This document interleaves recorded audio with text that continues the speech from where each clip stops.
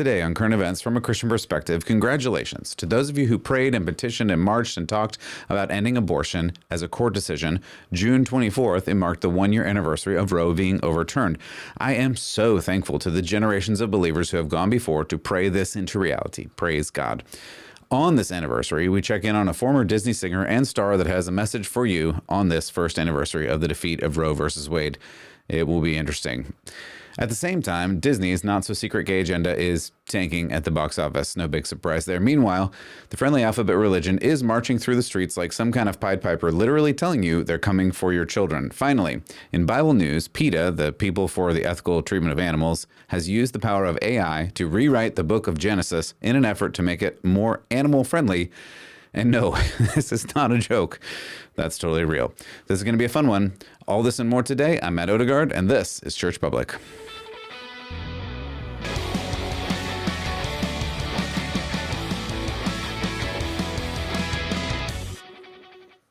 Welcome back to Church Public. As always, I'm your host, Matt Odegaard, and I really appreciate you stopping by today. Audio and listener, I love you. Thank you so much. If you want to see any of the videos and pictures and other things from today, go to churchpublic.com. You can grab the video there. You can probably grab it on YouTube. You can hit the like, subscribe, notification bell on all of the places. You can get the podcast audio version on any of the podcast places. Appreciate you doing all those things. If this is helpful to you in some way, share it with a friend. Otherwise, I appreciate you stopping by today. All right, let's get to some news. As always, I just want to share some news reports with you so that from a cultural perspective, we can look at how to be a Christian, how to live out your faith in the public square. That's why this is Church Public. You need to bring the church with you because, as the Bible says, you are the church. The church is now inside of you.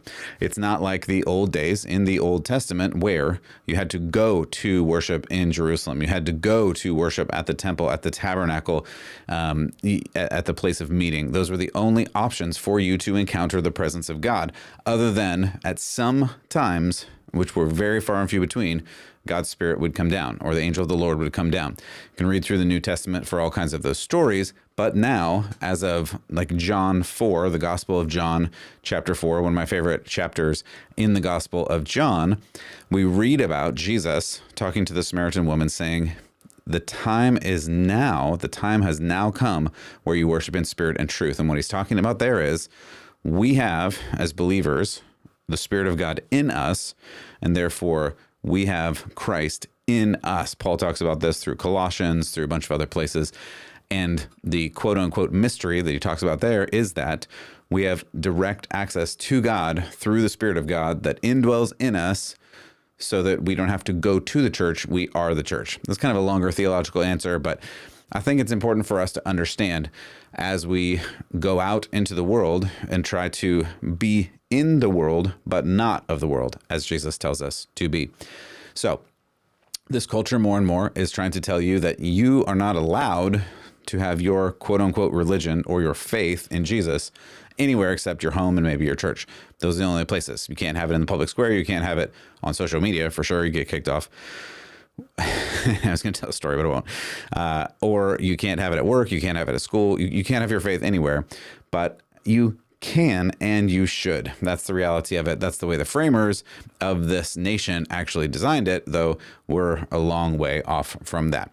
Anyway, let's talk about some news because I think it helps us to understand, hey, here's some news stories, here's some real life events where through these news events, we can talk about, hey, how would you handle your faith in this way and how would you live it out? And some of these news reports are just, well, frankly, hilarious. And so I like to cover those too. Like this first one that we're going to look at, which is not particularly a news report, but it comes from the Babylon Bee. And my goodness, they are doing some stellar work out there, the Babylon Bee. I've been following them for more years than I can count. I mean, yeah, I don't even know how many years. A lot of years I've been following them because I remember back in the day that the Babylon Bee was a satire site for churchy people, which was really funny to me because at the time I was full-time ministry in a church, and it's really funny to make fun of church people when you're in the church. It just is. That's funny.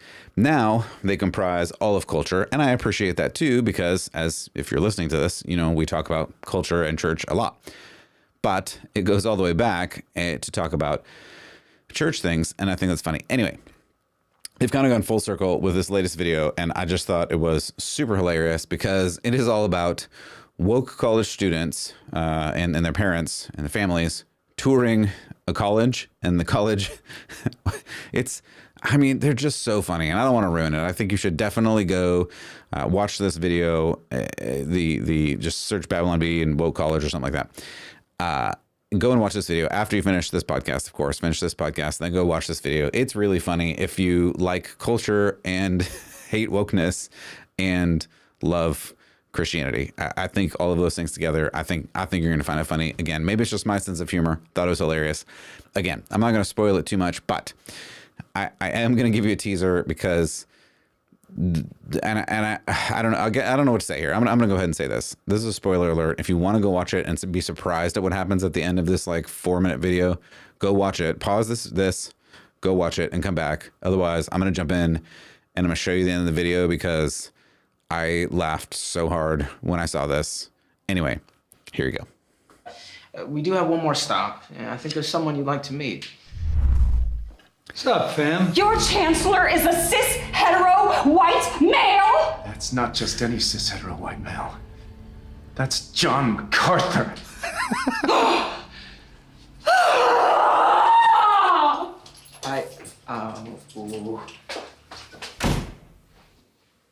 Hey. Your squad straight up ghosted me. Big yikes. I mean, where else can you get John MacArthur to talk about your squad ghosting you? This is stellar work, people. Stellar work. All right, let's move on from that and get into some Disney news. Disney, they're not doing great, and it serves them right. I mean, I have been talking about Disney for a while now, for sure, and we've talked about how they had a not so secret gay agenda. That this isn't my words; those were their words. I played you that video probably more than a year ago now. Anyway, they've been putting out all of these movies with this agenda in it, as far as they say, and they've lost somewhere in the 900 million mark on recent movies, according to a Hollywood analysis. According to Valiant Renegade, who analyzed some of these, the 8 movies that they just put out cost somewhere in the 2.75 billion range, but only brought in 1.86 billion, which is around $890 million loss, which, I mean, that's a lot of money. Just saying. Strange World, one of the movies which featured a gay romance, lost 197 million or somewhere therein. Lightyear, which featured a lesbian kiss, lost 106 million. The Little Mermaid did well on the opening weekend in America, but in the global market, it just did not do very well. And it may not make up the $560 million needed to recoup just the cost of it, not to mention advertising. And I mean, it was one of the biggest. I mean, The Little Mermaid in the 90s, I believe it first came out, right? 90s, somewhere in there. One of the biggest movies of all time for Disney, but this one just didn't do as well. For the Pixar film Elemental, it made only $29 million against a $200 million production budget, excuse me, not including advertising. Elemental, in case you missed that one, is a romance or something between literal fire and water, because it's about the elements, and it's fire and water. Anyway, so I don't know what to tell you. And one of those characters, I don't even know which one because I haven't seen it and I don't plan to, but one of those characters is also non-binary, so that's nice. Now, I can't show you any Disney clips. I can't play any Disney clips. I can't play any Disney songs or anything like that. Even saying the word Disney is probably a little dangerous for me because every time that I do, they put a flag on social and they pull my videos and that portion of my video. So hopefully this part will skate through because I didn't show you anything. We'll just see what happens. But feel free to go check those out for yourself. Or actually, on second thought, don't go check those out. Let's just keep not supporting these at all because they don't deserve it at this point. All right. Speaking of kids and the attention that the alphabet mafia is pointing towards them. I mean, I hate to even play this again, but we have to play this again. This was that lovely song. It was, gosh, was this 2 years ago now? Where I think it was the LA Gay Men's Choir or something sang this wonderful tune for you. We're coming for your check.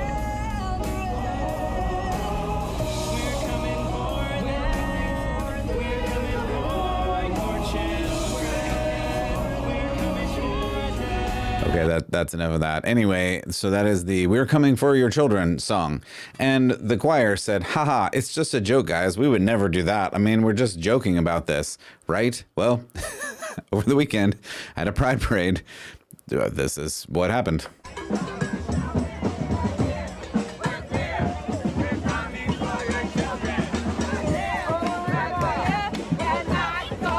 In case you can't understand, that's we're here, we're queer, and we're coming for your children. And yet you have people saying, well, that's not really happening. Like, they're not really going for your children. But here's the thing.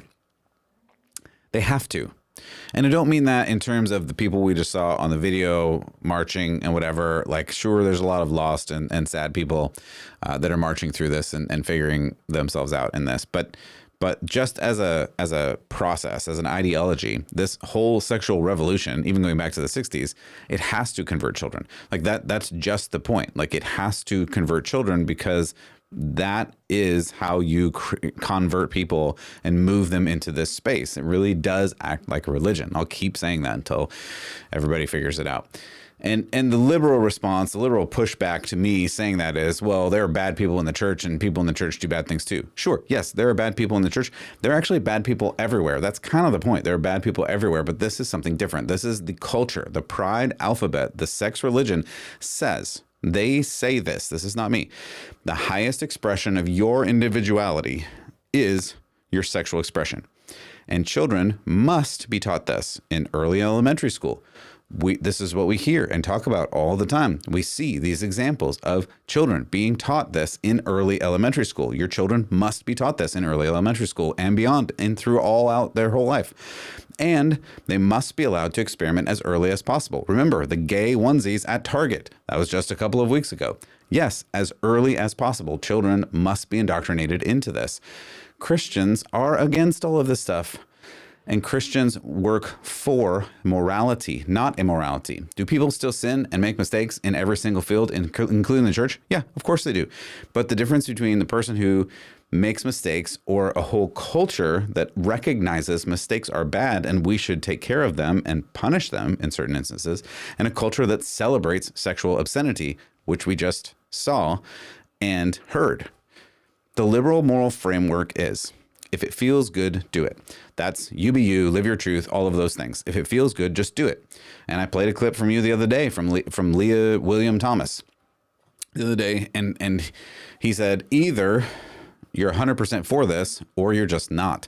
There's no third category. And I agree with that. You either have to go all in on this or you don't go at all. Either you believe a person can be whatever they want to be and do whatever they want and do it to whomever they want, whenever they want, or you believe that there's a morality that governs you and your body.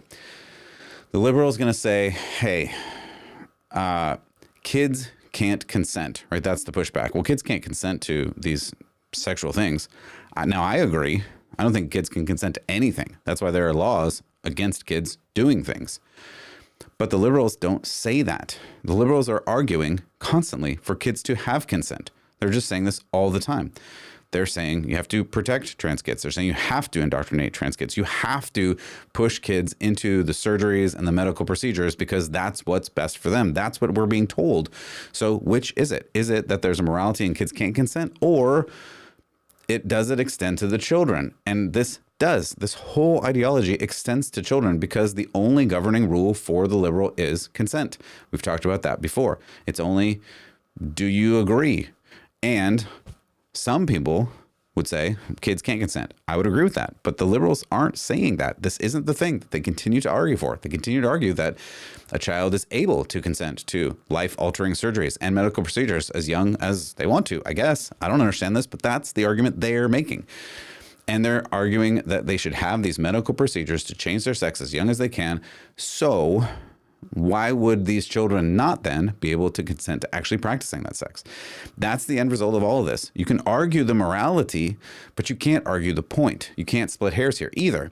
Consent is the only morality you have, or something else governs morality. Obviously, you know which side of the aisle I come down on. I come down into Christian morality, where morality is not based on me. It's not based on my feelings and not based on anything I want. It's based on who God is and how he has ordered the kingdom around us.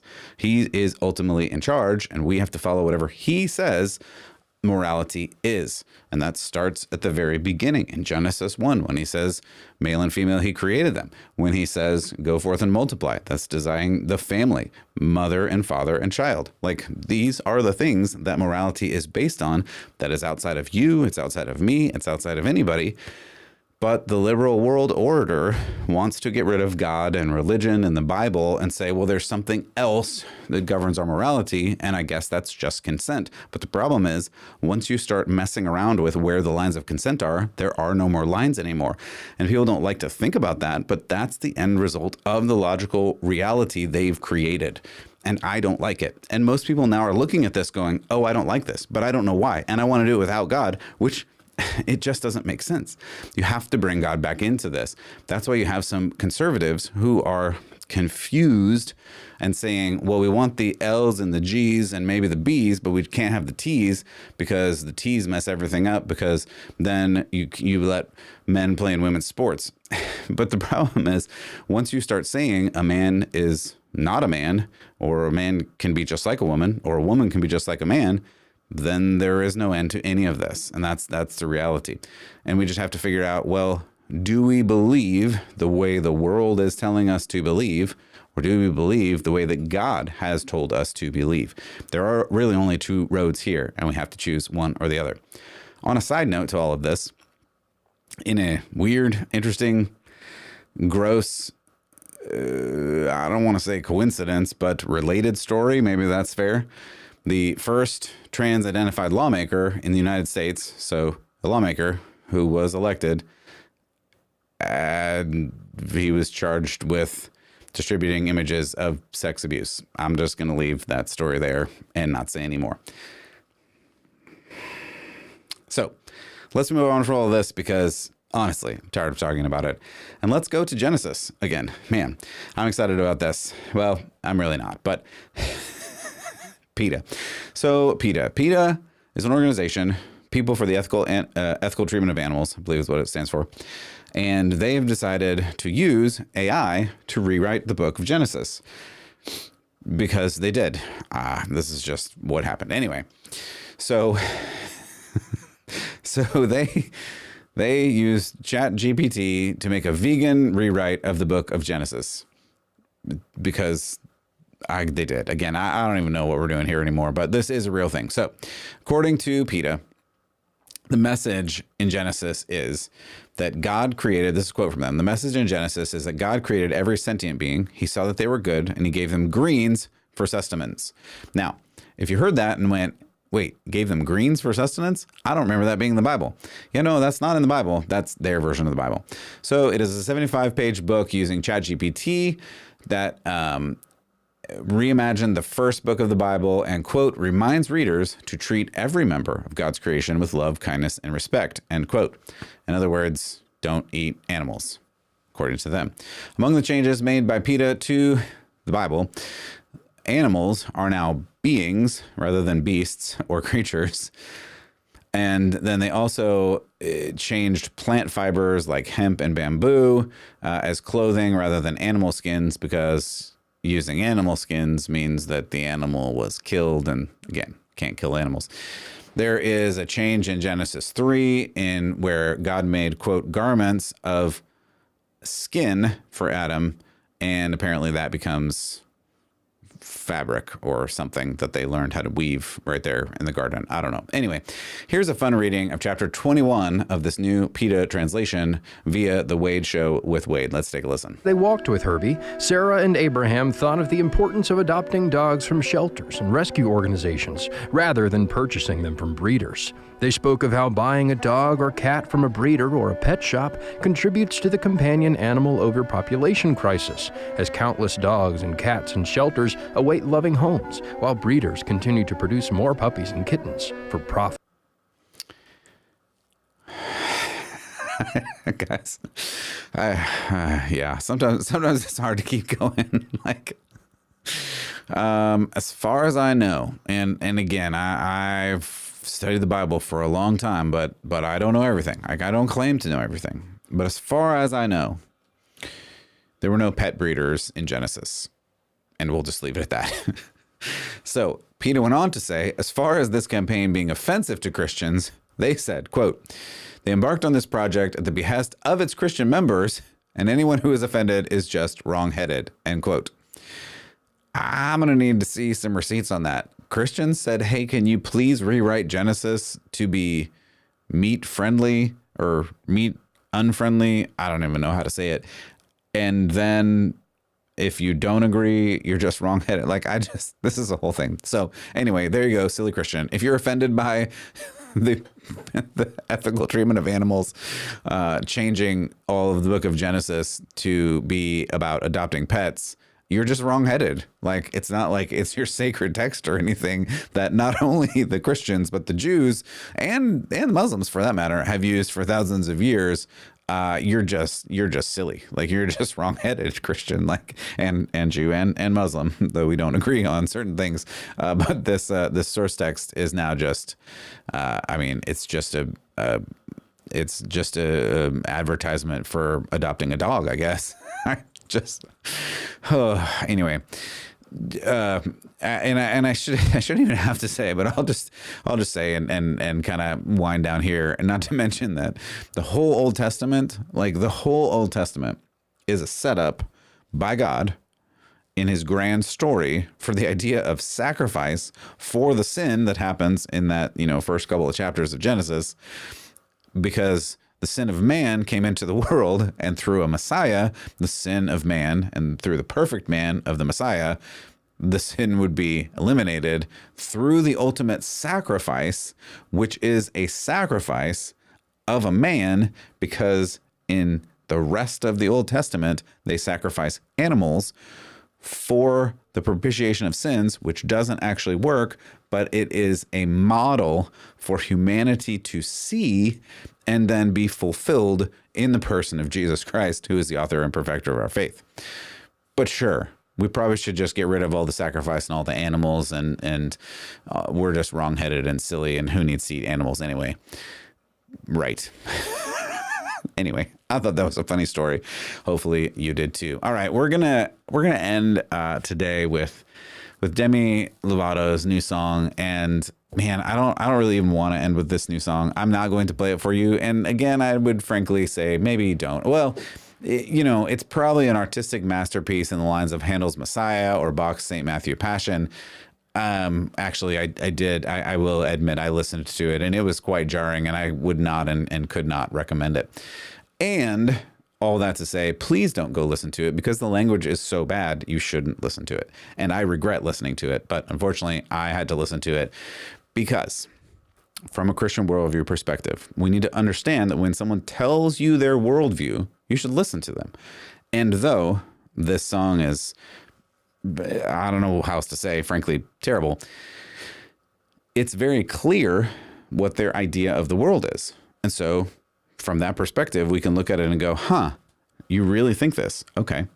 So the Demi, the once Disney starlet, had all manner of transformations lately. I actually think we talked about a couple of those. I don't even remember what she went, but she went through some transformations. We'll just leave it at that. But this song comes out in time for the 1-year anniversary of the ending of Roe v. Wade. And of course, it's all about abortion. And it's all about celebrating abortion. Here's what Demi had to say about this song. Let me pull this up for you. Give me just a second to get this one. She has this Twitter post. She says, quote, "I created Swine to amplify the voices of those who advocate for choice and bodily autonomy. I want this song to empower not only the birthing people of this country," I just have to pause the quote there and say birthing people. I think you mean women, but let's keep going. Continuing the quote, "but everyone who stands up for equality, to embrace their agency and fight for a world where every person's right to make their decisions about their own body is honored," end quote. Demi Lovato posted on Twitter. So again, pretty standard abortion talking point. And in the chorus, she went on to say, it's my life, my voice, my rights, my choice. It's mine, or I'm just swine. So I think what she's trying to say here is she gets the right to choose whether to have an abortion or not. And if she doesn't get to choose, then she's swine. She goes on to say, picture your faith, imagine your God, even your Holy Bible is suddenly banned. Do you understand? No, not really. I think she goes on to say, doesn't that sound entitled? It's your book, but it's my survival. And yet, there is not a state nor law in America currently that says if a mom is about to die, you can't do a medical procedure with the baby. There is not a law on the books in any state in America right now. There's just not. That's just a lie. But that's the talking point, is if you have to carry a baby to term as a mom to be, you will die. So again, that's not true, but that's the talking point. And of course, the argument is if you follow the Bible, then you're killing mothers because the Bible says that every life is valuable. So the life not only of the mother, but also the life of the baby are both valuable, and we should try to protect them both. I think that seems like a pretty reasonable place to be, but Demi does not. Anyway, she goes on to say, if you won't, she talks about the baby then. Let's see, do I have a slide for that? She says, we got to grow them, we got to raise them, we got to feed and bathe them. So that's apparently just what moms do because they birth babies. Or as Demi would say, birthing persons. I'm not going to say that because that doesn't exist. Mothers, women, birth babies. But anywho, yes, women grow babies and raise babies and feed babies and bathe babies. I mean, I'm going to be honest. I didn't do it every time, but I also did bathe some of my babies that happened. And I even woke up and bottle fed babies. I did those things. I'd like to think that I helped raise my babies.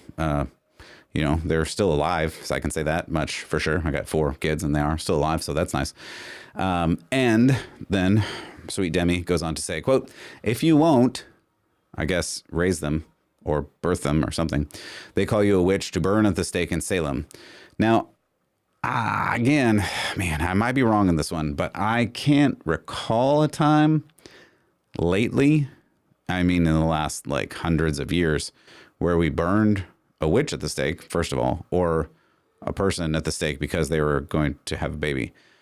I don't remember that happening. I feel like I would remember that happening. That seems like a pretty outstanding thing. Not in a good way, but I think you would notice if someone was being burned at the stake because they're trying to have a baby or not have a baby or whatever. Anyway, that's about all we're going to talk about the song. But I want to talk about what this is saying. Right? She said earlier, and you heard that if you don't let her kill a baby, she's swine. This is just the complete inversion of morality. That's what we're seeing here and realizing here. And again, hopefully, because I don't think the song is that great either, no one will listen to it, but they might, and they probably will. And I guess there's a lot of angry people, so we'll see what happens. But her idea is, I want to have sex with whoever I want, and then it's my choice to kill the baby. If you are older than 5 minutes, you may remember in the 90s that in the 90s they were arguing for abortion and saying, we just want it to be safe, legal, and rare, right? We just want this to be only a little bit happening, barely happening at all, safe, legal, and rare. But that was always a lie. It was never true. And 60 to 70 something million babies later, since the 70s and Roe started, they're finally saying the quiet part out loud. They're finally saying, I should be able to have sex with whoever I want and then kill the baby because that's my right to do. That is literally what this song says in much more crass language that I won't read to you and you shouldn't look up. But this song is called Swine. It is the inversion. She believes she's swine or an animal if she cannot kill her unborn. But I would say, or then she would say, she's human. So the inversion is you're swine if you have to have your baby born, but you're human if you can kill your baby, right? Do you see the crazy backwardsness here? You're swine if you have to have a baby and you're an animal, but you're human if you have the human sacrifice of killing your baby. It's exactly backwards. The most animalistic thing to do would be to kill for no reason, like killing your baby. but that's the most animal thing you can think of. But in this song, it's flip-flopped. It's the other way. You're an animal if you want to do the human thing and just save your baby and birth your baby and have a baby and raise your baby and love your baby. She makes fun of that. They want you to love your baby and raise your baby and feed your baby and clothe your baby and bathe your baby. That's terrible. That's so animalistic to have to raise your baby. What kind of world are you living in? The most civilized and human thing you can do is to love your baby and raise your baby as your own. Like, how is that less human to do that than to just kill your baby? But this is the upside down morality we are just living in.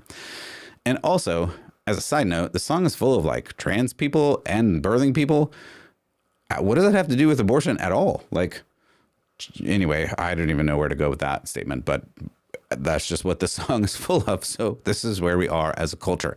And all of that to sum up is when they tell you what they really believe, which is they should just be able to kill their babies whenever they want, for any reason, no matter what. And make no mistake, when the current administration in the White House says they want to pass these Women's Health Acts and the Equality Act, those things are saying you should have the right to abortion on demand up until, or maybe even beyond, the moment of birth, like some of the states have adopted currently.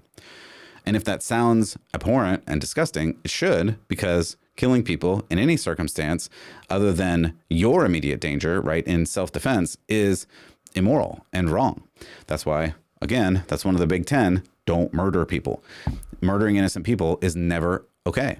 But this culture wants to say the baby doesn't exist, or maybe they just want to kill people. I don't know. It's horrible, and they really want their sacrifice, and they get really angry when you say, no, you shouldn't be able to sacrifice your own child just because.